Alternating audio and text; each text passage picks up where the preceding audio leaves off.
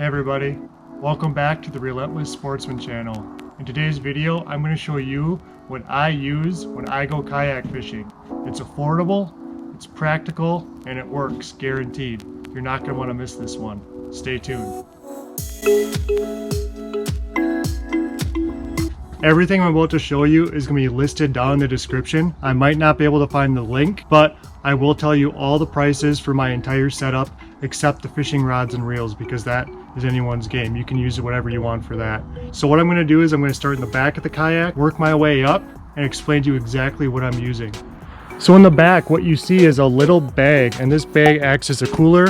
I have my baits in there, my camera gear, food, and a lot of other important things that I use to go kayak fishing.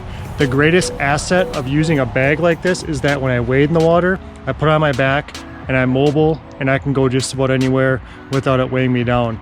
I do use the rod holders here, and that's simply because I don't want to use a crate system with rod holders on there. I'm going to use what the factory has provided here.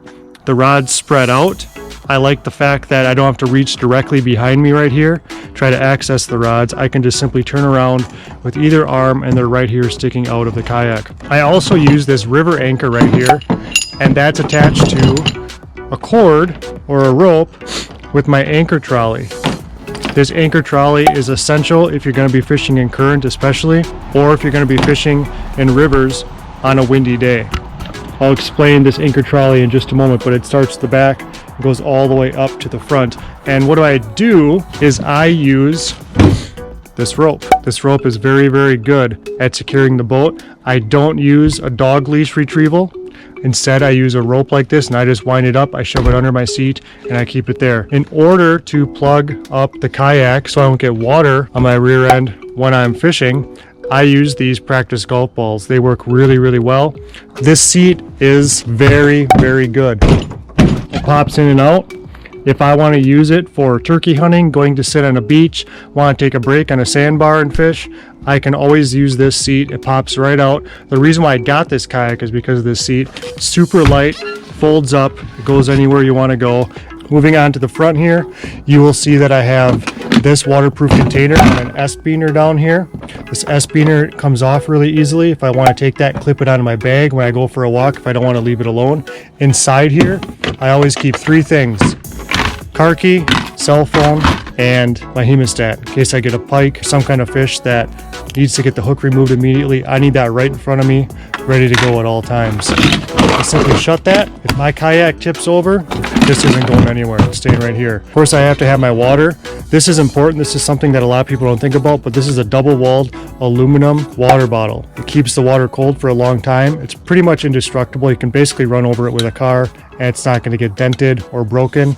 Up in front, if I'm not using my life jacket, I have it wrapped up in this bungee cord here. It's just a simple life jacket that works. It's not the greatest, it's not the worst, but it's practical. On top of that, what I do is have this rope attached with a slip knot. This rope clips to my belt with a carabiner, real basic carabiner, and that keeps this attached to me at all times. I'll even sit back there in the seat with this all the way going down like this, attached to my belt, just in case I get out of my kayak and the current takes the boat away while I'm not paying attention. Put this back on here, super easy, super simple.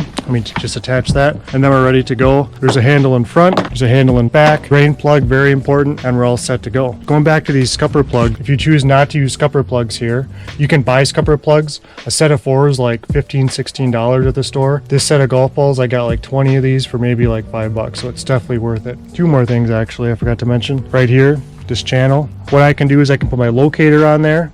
I can put another rod holder. It gives me a lot of options. On the other side of the kayak here, I have paddle. This is a very inexpensive paddle from Walmart. It's a two-piece paddle, and it works extremely well, especially because it's made out of aluminum, so it's light. I don't paddle for miles and miles and miles and miles and miles. I get to my destination, I fish, I'll paddle up a stream and float down, or I'll float down and get picked up by somebody. So I don't spend a lot of time paddling. It's just plastic paddle with aluminum in the middle, breaks down in two pieces. Cost me about $25 at Walmart. Nothing special. If you're gonna kayak a lot, I would recommend spending a little bit more money on that, but you really don't have to. So here's my kayak from this point of view. It's all figured out. It's rigged to go. This is all you need. Don't buy a $1,000 kayak. Don't buy a kayak just for the sake of spending a lot of money to have success when you're out kayak fishing. And I don't think people are catching more fish because they're in a better kayak. I just think that they're spending more money because they're in a better kayak. That's not always necessary. Okay, so this is what it looks like with nothing in it. Nothing's back here. Storage. Another cool thing about this kayak is that you can add storage if you want to cut this out. Lots of people do that. I haven't gotten that far yet because I haven't really needed it. You can see where the seat goes here, scupper plugs. I like to keep these scupper plugs always open because you will get a lot of water in here from getting in and out of the kayak on your feet, and also because of the paddle. Up here you can do a little bit more storage if you want to drill this out and put storage there. I choose not to. Then of course up here is where I clip on the rope so that the kayak can follow me. So what I'm going to do is set up the kayak exactly from the rear of the kayak all the way to the front up here. This is going to be set up exactly how I would use it on all my fishing trips. In the back, first thing I'm going to do is grab my bag, make sure it faces the front, because what you're going to do there is have access to your pockets when you turn around. I take one bungee cord, go through, pull this one out, take the other bungee cord, and go back this way. My kayak falls, this isn't going anywhere. You can also slide it back because there's give here. It's not set in stone where it's going to be. Second thing you need to do, put your anchor right here, not under your seat, because you need to access it in this kayak. This is going to lay flat. Make sure that these are already open. It's going to be a pain in the butt to open those once you start paddling. Set that down flat there. Plenty of slack. Take your carabiner, put it on the bottom of your O-ring of your anchor trolley. Let out lots of slack. If you're fishing in deep water, even more. If not, once you think you have enough, flip in these teeth, set it directly underneath your seat. Scupper plugs right here. One for that side, done. You don't need all 6. There's 2 in the front, 2 here, 2 in the back. Just put them there. If you don't want any water in the back, you can put those here. It's not really necessary because if this gets wet, it's not a big deal. It's waterproof, so it shouldn't really get anything wet on the inside. Rods. You can use any rods you want. I use a large rod, medium heavy, usually with a bait casting reel. And then I also use an all-purpose rod for catching just about anything else. Put that in here. Be careful when you pull this out that you're not accidentally ruining your rod and rubbing it on the reel and take out your anchor, but you'll get used to that after a while. The seat, it's a little squeaky, have to fix that. But here's the seat, folds down for storage. Pop it in the front, see here, give it a bang, it goes up like that. If you're worried about your rods falling, I had to repair this. I think I broke that on accident. You can slip this in here, clip this on wherever it fits on your rod, and you can secure them in there in case you're going over bumpy rapids. Next thing, protect your phone, protect your keys, and anything else you want to keep waterproof. That's going to go here with the water bottle. When I first started doing this, I used a regular carabiner. S-biners are a lot better. You want to make sure the flat side's down. Keep it there. It will move around a little bit, but you want to make sure you can pop it up instead of having to go like this because it becomes a mess. Water is always ready at your disposal. In the front, open these up. This is where I'm going to put my life jacket.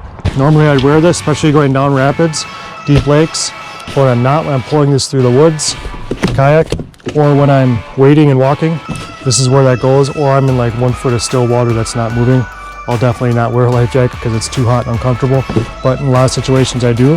But when I'm not wearing it, this is where it goes. I can easily reach it from my seat. I can lift up, I can slide it right out of here if I have to. It's always there for me. Paddle. Got to put this together. Goes together at 1, 2, 3. Now we're set. Take this bungee, wrap it around. Now your paddle's set in the front, all the way to the back. Take your carabiner. Don't use that end. For now, just clip it on there so it's not getting in the way. Take your end with your, I like to create a slip knot. Go through your rope with your front handle. Take the carabiner, clip it out again. Pull it through. I usually just use about 6 feet or so. If you use too long, kayak's gonna be all over the place. If it's too short, it's gonna be bumping up against you. 6 feet works. Tighten that down, that's not going anywhere. Drop your carabiner, wrap it up like 6 inches length. Remember, this rope is to clip onto your belt when you're walking around. Take that, now under 1, grab 2, slide it, put it down, you're set to go.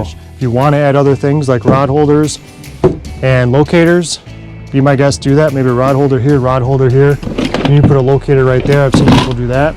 If you have any ideas that can even make this better, please let me know. This isn't the end all be all, it's what works for me, and I'm hoping that it can work for some of you as well.